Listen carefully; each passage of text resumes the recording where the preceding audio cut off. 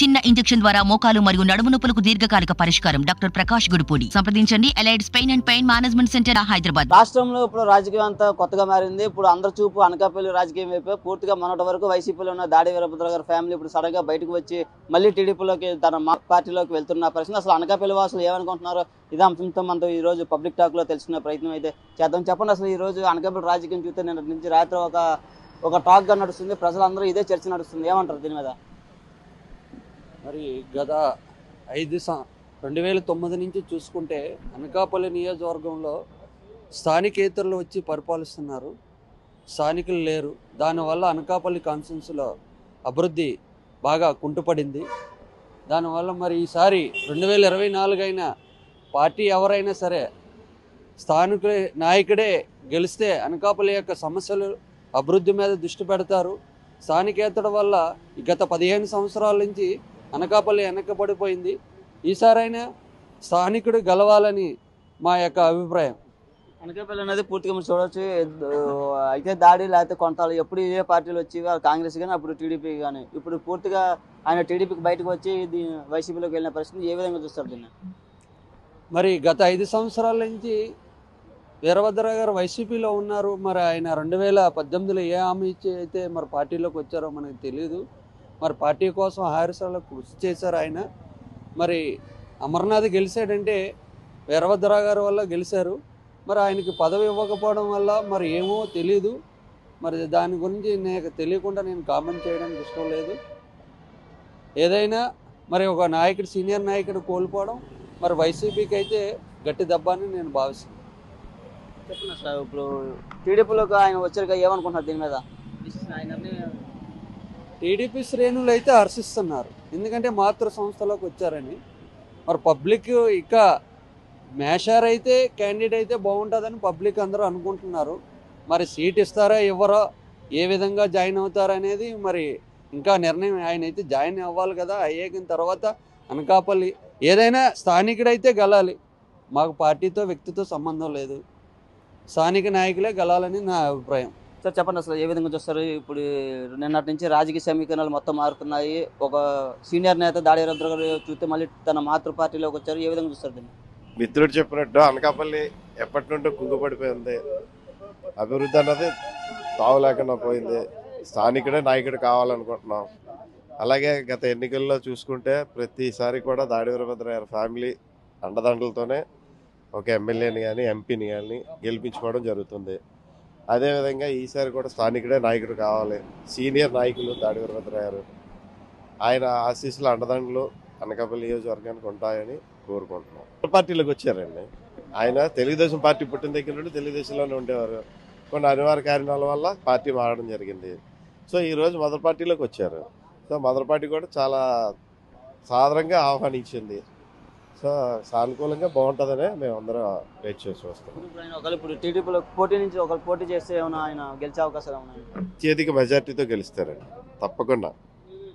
దాడి వీరభద్ర ఫ్యామిలీ ఎవరు నిలబడినా అత్యధిక మెజార్టీతో గెలిచి తీరుతారు.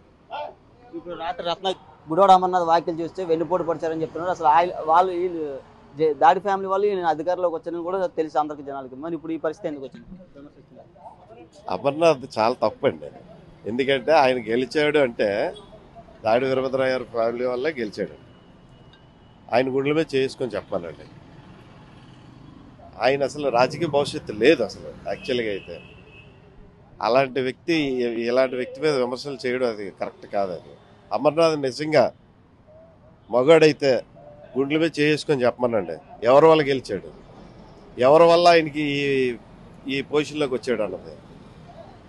ఆయన స్థాయి ఇంకా అయిపోయింది. వాళ్ళ నాన్నగారు దృష్టిలో పెట్టుకొని ఏదో అనుకున్నాం కానీ ఆయన స్థాయి ఇంకా అయిపోయిందండి. నెక్స్ట్ కార్పొరేటర్ కూడా పోటీ చేయలేడు ఎక్కడ కూడా. ఏమీ చేయలేదు. ఆయన వెనకాతలు మేము ట్రావెల్ చేసాం, ఏమీ చేయలేదు. ఏ అభివృద్ధి చేయలేదు, ఏ కార్యకర్తను పట్టించుకోలేదు. ఆయనకి సంబంధించిన వ్యక్తుల్లో ఆయన పట్టించుకున్నాడు. ఆయనకు సంబంధించిన వ్యక్తులే పెద్దవాళ్ళు అయ్యారు. ఆయనకు సంబంధించిన వ్యక్తులే అన్ని విధాల లాభం పొందున్నారు. మలసాల వాళ్ళకి టికెట్ ఇవ్వడంపై ఏమంటారు? మలసాల ధనమ్మ భరత్కి ఆయన అసలు పార్టీ జెండా మోసింది ఏ రోజు లేదు. పార్టీ జెండా ఏ లెక్కలో ఉంటుంది అన్నది, 3 రంగులు ఏ ఆర్డర్లో ఉంటుంది అన్నది కూడా చెప్పలేడు ఆయన. అలాంటి వ్యక్తిని పిలిచి ఈరోజు ఇన్ఛార్జ్ అంటే అసలు అనకాపల్లి ప్రజలు తట్టుకోలేంది. ఇది 2019 ఎలక్షన్లో దారి కుటుంబం వైఎస్ఆర్ పార్టీలో జాయిన్ అవ్వడం జరిగింది. ఆ రోజు మాకు ఎమ్మెల్యే ఎంపీ కూడా ఆఫర్ గారు అమ్మనాన్న గారికి కృషి చేయండి, మీరు గెలిపించి తీసిరండి, అమ్మనాన్న గారు గెలిపించండి అని చెప్పారు. ఆ రోజుల్లోని ఆ లెక్కన గెలిపించాము. గెలిపించిన తర్వాత మాకు ఫస్ట్ కోటలో ఎమ్మెల్సీ ఇస్తాను ఇవ్వలేదు. రెండో కోట కూడా మీరు బుట్ట నాజేసి కోట ఖాళీ అవుతుంది కదా, ఆ ఎమ్మెల్సీ మీకే ఇస్తా అన్నారు. అది కూడా ఇవ్వలేదు. తర్వాత రాష్ట్ర మొత్తమైన కార్పొరేట్లోనే మొత్తం 5 కార్పొరేట్లోనే లేడీస్ అండ్ జెంట్స్ ఉంటారు. అనకాపల్లి నియోజకవర్గం రాబోటికి 5 లేడీస్ని పెట్టారు. 5 లేడీస్ని కూడా విజయసాయి క్యాన్వస్కి వస్తానన్నా వద్దనేసి మా వాళ్ళు భుజాల మీద వేసుకొని ఆ కార్పొరేట్లు కూడా మొత్తం గెలిపించారు. ఆ రోజు ఇంట్లో ఇలా సీటు ఇవ్వకపోయినా, ఎమ్మెల్యే సీటు ఇవ్వకపోయినా ఇంట్లో కుటుంబం అంతా కూడా ప్రతి ఇంటికి వెళ్ళి డోర్ టు డోర్ టీడీపీ వాళ్ళు కూడా వైఎస్ఆర్ పార్టీకి వేయండి అని చెప్పి ఆ రోజుల్లోనే చెప్పి ఎమ్మెల్యేని గెలిపించడం జరిగింది. మా నోడు ఇందులో కార్పొరేషన్ గెలిచినప్పుడు కమర్షియల్ మైండ్, ఆ మైండ్లోకి వెళ్ళి ఈరోజు భరతాల వ్యక్తికి సీటు ఇప్పించుకున్నాడు. ఇతర చేసింది ఏంటలేదు. వీరభద్ర గారు చేసింది రావుగోప కళాశాల ఏంటి, ఎన్టీ రామారావు బెల్ల మార్కెట్ ఏంటి, అలాగే వాటర్ ట్యాంకులు ఏంటి, అలాగే కళ్యాణ మండపాలు ఏంటి, ఎన్టీఆర్ గ్రౌండ్ ఏంటి, ఎగిరిపెట్టి బిచ్చి ఏంటి, అన్నీ కూడా వీరభద్రగా చేశారు. ఈ పేదగోవింద వచ్చిన తర్వాత రోడ్లు వేసి డెవలప్ చేశారు మనవాడు. రామకృష్ణ గారు కూడా అతగారు చేయవలసిన అన్ని కూడా రామకృష్ణ గారు చేశారు. ఈ ఎమ్మెల్యేని గెలిపించాం కానీ 4 సంవత్సరాలు కూడా టైం వేస్ట్ తప్ప వేయట్లేదు. చెప్పండి మరి, నిన్న చేసిన వ్యాఖ్యలు వెన్నుపోటు పొడిచింది దాడి ఫ్యామిలీ అని చెప్తున్నాడు. ఆ వెన్నుపోటు పొడిచింది అతన్ని అడగమని చెప్పాలి, మాకు తెలియదండి. ఎందుకంటే వెన్నుపోటు చేసింది అతను అడగండి, అది మనకు తెలియదు. వెన్నుపోటు ఏది చేశారు అతను చెప్పండి పబ్లిక్గా. చెప్పండి సార్. అమర్నాథ్ అన్న వ్యక్తి ఇప్పుడు ఈ ఎలక్షన్లో ఆయనకి ఏమన్నా సత్తా ఉంటే వైఎస్ఆర్ పార్టీ తరఫు నుండి క్యాంపెయిన్ చేయమనండి, ప్రచారం రమ్మనండి, ప్రజలు ఎలా బుద్ధి చెప్తారో తెలుస్తుంది. ఆయన వ్యాఖ్యలు కరెక్ట్ కాదండి. నిన్న చేసిన వ్యాఖ్యలు ఆయన అసలు చాలా తప్పు చేస్తున్నాడు. వైఎస్ఆర్సీపీ పార్టీ తరఫు నుండి ఇప్పుడు పార్టీ ప్రచారానికి రమ్మనండి, ప్రజలు ఏ విధంగా బుద్ధి చెప్తారు అన్నది. గడప అన్నారు, ఏ గడప ముట్టుకోలేదు అతగాడికి నచ్చిందే చేసుకుపోయాడు. ఒక అభివృద్ధి లేదు, ఏమీ లేదు. అనకాపల్లి తుంగపట్టి పోయింది అతగాడి వల్ల. ఇప్పుడు పార్టీ ఇంకా భ్రష్టపట్టిపోయింది. ఇది 100%. అందువల్లే దాడి ఫ్యామిలీ ఎట్టుంటే అటు అనకాపల్లి నియోజకవర్గ ప్రజలందరూ కూడా అట్టే ఉంటారు, అదే బాగుంటుంది. ఎలాగ ఆయన మదర్ పార్టీలోకి వెళ్ళిపోయారు, అదే కావాలి. అనకాపల్లి ప్రజలు చాలా బాగా ఆనందిస్తున్నారు. ఎందుకంటే ఇన్నాళ్ళు చాలా మనసు చంపుకొని తిరిగారండి. గోవింద్ గారు ఏమండి ఎలా తీసుకుంటారు? ఇప్పుడు టీడీపీలో ఉన్న ఇన్ఛార్జ్ గోవింద్ గారు బాగానే ఉంటుందండి. గోవింద్ గారు కూడా చాలా బాగా అభివృద్ధి చేశారు. ఆయన రోడ్లనే అవనివ్వండి, ఏదైనా ఉండి. యాక్చువల్గా అయితే పార్టీ టీడీపీ పార్టీ అన్నది చాలా మంచి పార్టీ. అలాంటి మంచి పార్టీలోనూ కొన్ని అనివార్య కారణాలు అయితే వీరభద్ర గారు పైకి వచ్చేసారు, అది సెకండరీ. అది సెకండ్. అది ఇప్పుడు మళ్ళీ అదే మదర్ పార్టీలోకి వెళ్ళేసరికి అదే గోవింద్ గారు రావనివ్వండి, నాగజగదీష్ గారు రావనివ్వండి, టీడీపీ క్యాడర్ అంతా చాలా బాగా ఆనందంగా ఉన్నారండి. అది అనకాపల్లి వాసులు అయితే పూర్తిగా అయితే రాజకీయ ముఖ చిత్రంపై మాట్లాడుతున్నారు. నిన్న అమలు చేసిన వ్యాఖ్యలు తీవ్ర స్థాయిలో రాజకీయంగా దుమారు రేపుతున్నాయి. ఇష్టసరంగా దాడి ఫ్యామిలీపై మాట్లాడడం కరెక్ట్ కాదని, అలాగే దాడి ఫ్యామిలీ మొత్తం టీడీపీలోకి రావడం అనేది ప్రజలు కూడా హర్షం వ్యక్తం చేస్తున్నారు. ఇది ప్రజల్లో ఉన్న అభిప్రాయం. నాయుడు RTV విశాఖ నుంచి. ప్రజల్లోకి రాలేదు.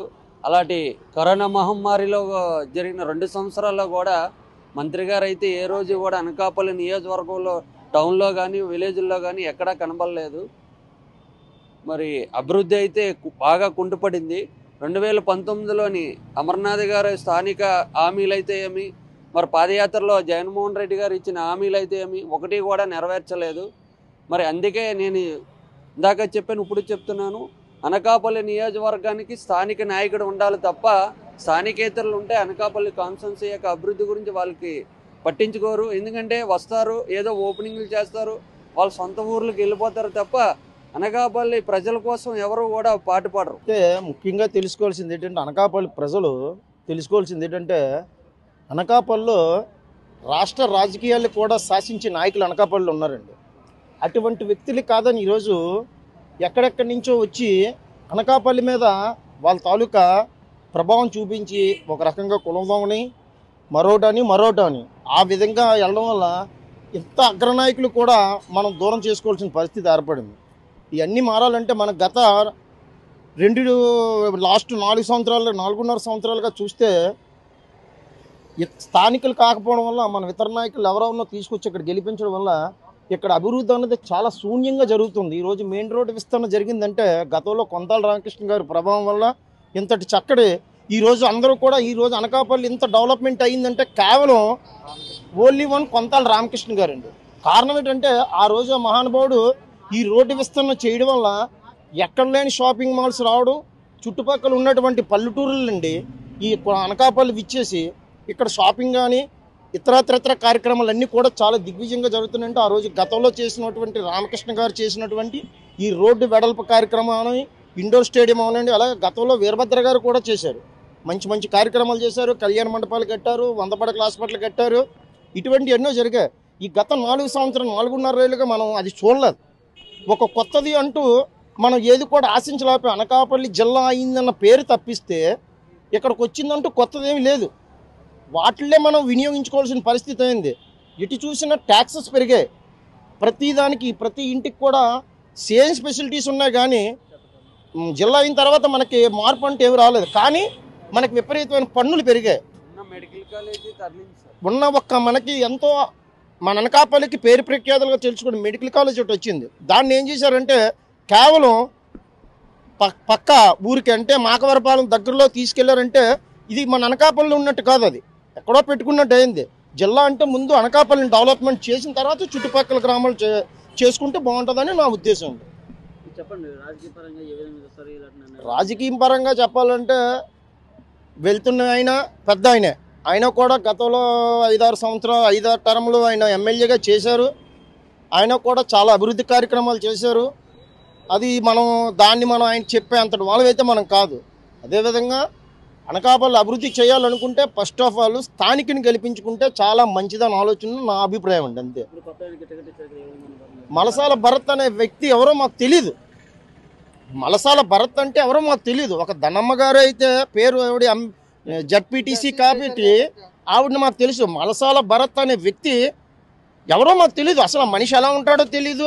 ఏంటంటే ధనమ్మ పేరు ఒకటే తెలుసు.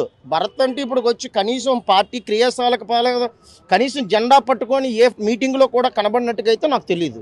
అలాంటి వ్యక్తిని అనకాపల్లి వైసీపీ ఇన్ఛార్జ్ చేశారంటే ఒక రకంగా అది మేము హర్షించదగ్గదైతే కాదు.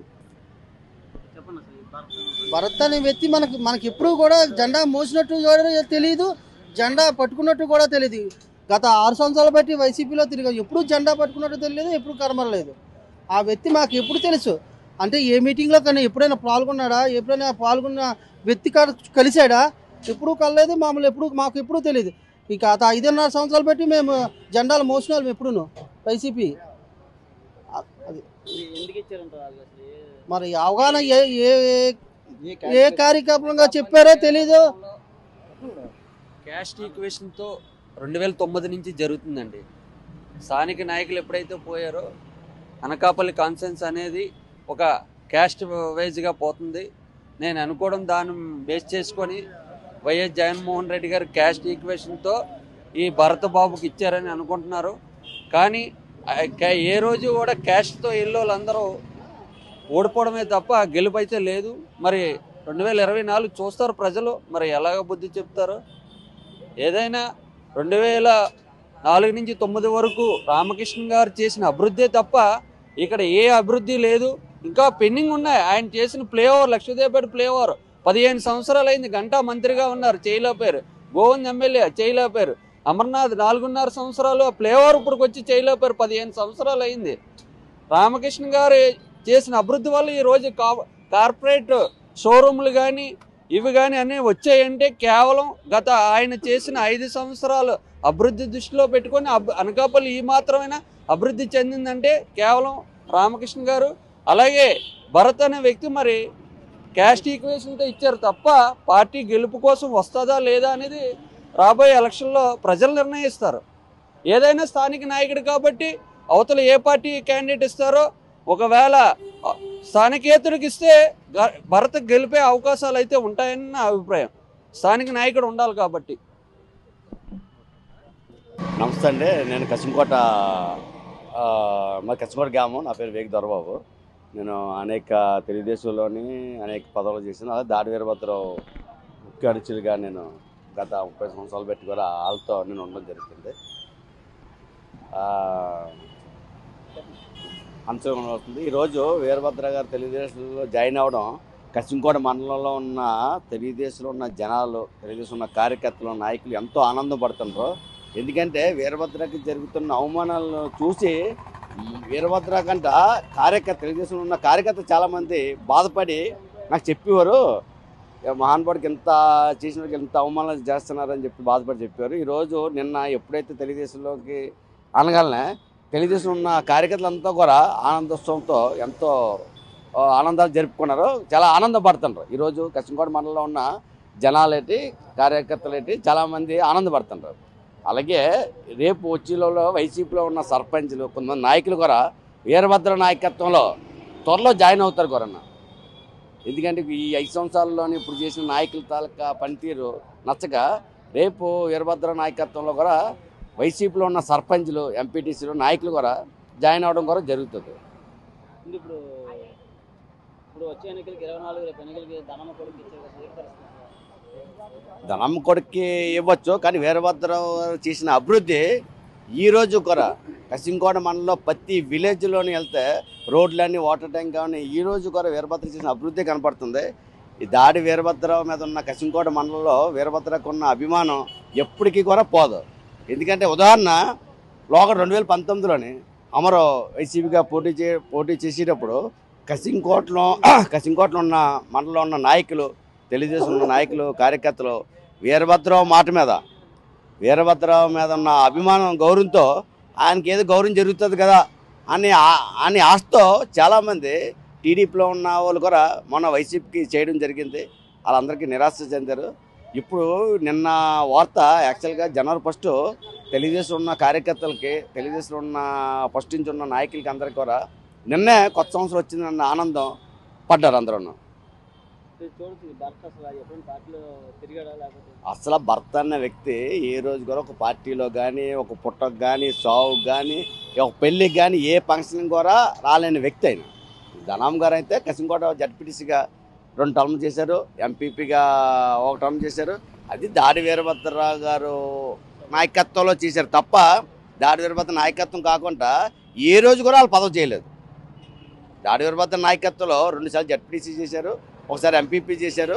అలాగే విశాఖ డైరెక్టర్గా రావణారావు గారు చేశారు తప్ప ఒక వీరభద్ర నాయకత్వంలో వాళ్ళు పదవులు చేశారు తప్ప వేరే నాయకత్వంలో వాళ్ళు ఏ పదవులు కూడా చేయలేదు. వాళ్ళు టీడీపీలో ఉన్నప్పుడు, అలాగే మన పిలగొంద టైంలో టీడీపీలో ఉన్నప్పుడు కూడా వాళ్ళు ఏ పదవులు కూడా చేయలేదు. వాళ్ళు సరే అమర గారికి నిలబడితే ఓట్లేరనే ఉద్దేశంతో ఆయనకే సీట్ ఇవ్వలేదు. ఆయన ఇంకొకరికి సపోర్ట్ చేయడం, కల్పించడం అన్నది అది ఆస్వాదించడం మాట. అది ఆలకించడానికి కూడా నవ్వులాటగా ఉంది. అది ఇప్పుడు ఆయనకే ప్రజాదరణ లేదని చెప్పేసి సీట్ ఇవ్వలేని వ్యక్తికి నేను ఇంకోటి గెలిపిస్తానన్నాడు ఎవరు సార్? అది ఒక రకమైన ఆస్వాదన అంతే. అంటే నేను మాట్లాడినారు వైజాగ్లో దాడి ఫ్యామిలీ వెన్నుపోటు పొడిచింది సార్. వెన్నుపోటు పొడిచింది ఎవరన్నది అనకాపల్లి నియోజకవర్గంలో ఉన్న జనాలు అందరికీ తెలిసింది. వెన్నుపోటు పొడిచి ఇంత అవమానం పరిచింది ఎవరన్నది అనకాపల్లి నియోజకవర్గంలో జనాలు అందరికీ తెలుస్తుంది. అది మనం చెప్పాల్సిన లేదు.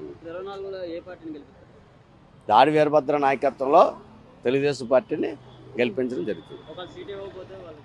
దాడి వీరభద్ర ఫ్యామిలీకి సీట్ ఇచ్చినా ఇవ్వకపోయినా పదవుల కోసం ఏ రోజు కూడా పోరాడలేదు. వాళ్ళు ఒక కమిట్మెంట్, ఒక మాట అన్నామంటే ఆ మాట కమిట్మెంట్ ఉన్న నాయకత్వం. ఆ నాయకత్వాన్ని ఎప్పుడు కూడా జనాలు బలపరుస్తారు. ప్రస్తుతం అనకాపల్లి రాజకీయం చాలా విభిన్నంగా ఉంది. ఎందుకంటే వైసీపీ నుంచి పెద్దలు వీరభద్ర గారు వాళ్ళు టీడీపీకి వెళ్ళడం ఎలాగుంటుంది, ఎలాగుంటుంది అనేది ఇంకా ఊహాల కారణాలకు అందట్లేదు. ఎందుకంటే అయినా కూడా బలమైన నాయకుడు, ఆయన కూడా కొంత ఓటు బ్యాంక్, ఆయన వెనకాల కొన్ని వేల మంది కార్యకర్తలు కూడా ఆయన వెనకాల ఉన్నారు. దాని మీద ఏంటి అనేది ఇంకా మేము చూడలేదు. నేనైతే ఇప్పుడు ప్రజెంట్ నిన్న వరకు కూడా మేము వైఎస్ఆర్సీపీలోనే కొనసాగుతున్నాం. మేము కాంగ్రెస్ పార్టీలో రామకృష్ణ గారి దగ్గర నుంచి వచ్చి మేము వైసీపీలో స్టాండర్డ్ అయి ఉన్నాం. అయితే నిన్న జరిగిన పరిమాణాల్లో ఇంకా ఆలోచించుకోవాల్సి ఉంది. ఏవైనా మార్పులు చేర్పులు జరగవచ్చు అనుకుంటున్నాం. మా మటుకు మా దాంట్లో అయితే అలాగే ఇక్కడ రామకృష్ణ గారు పెద్దలు కూడా మొన్న ఏదో ప్రెస్ మీట్ పెట్టి ఆయన కూడా ఇచ్చారు. మరి ఆయన డెసిషన్ ఏంటో తెలియదు. ఎందుకంటే పెద్ద తలకాయలు అయింది అనకాపల్లిలో ఉన్నాయి, రాజకీయ అనుభవాలు ఉన్నాయి, మంచి కుటుంబాలు. మరి అందరూ కలిసి ఏంటి నిర్ణయం తీసుకుంటారని తెలియదు. అదే మరి మంత్రి గారు మన ఎవరు మలసాల భరత్ అనే వాడిని సపోర్ట్ చేసిన టీవీలో చూసాం ఇప్పుడే మార్నింగ్. నేను మరి ఎలాగుంటుంది ఏంటున్నదని ఇంకా ఊహలకు అందట్లేదు. దాన్ని బట్టి నేను చూడలేదండి పార్టీలోని. ఆయన నాకు ఐడియా లేదు. ఎందుకంటే మా పార్టీలో మేము తిరుగుతున్నాం కానీ మాకు చాలామంది ఎంపీపీ సూరిబాబు వీళ్ళందరూ తెలుసు కానీ ఆయన ఎవరో ఏంటంటే మాకు అంత ఐడియా లేదు, అవగాహన కూడా లేదు. ఆయన ఎవరో తెలియదు కూడా నాకైతే. అంటే ధనమ్మ గారు అబ్బాయి అని అంటున్నా. ధనమ్మ గారు అయితే తెలుసు, మాజీ ఎంపీటీసీ జడ్పీటీసీగా చేశారు, ఎంపీపీగా చేశారు. అదేంటి విషయం. మరిన్ని వీడియోస్ కోసం ఛానల్ ని సబ్స్క్రైబ్ చేయండి. లేటెస్ట్ అప్డేట్స్ కోసం వాట్సాప్ ఛానల్ ని ఫాలో చేయండి. అండ్ లింక్ డిస్క్రిప్షన్ లో ఉంది.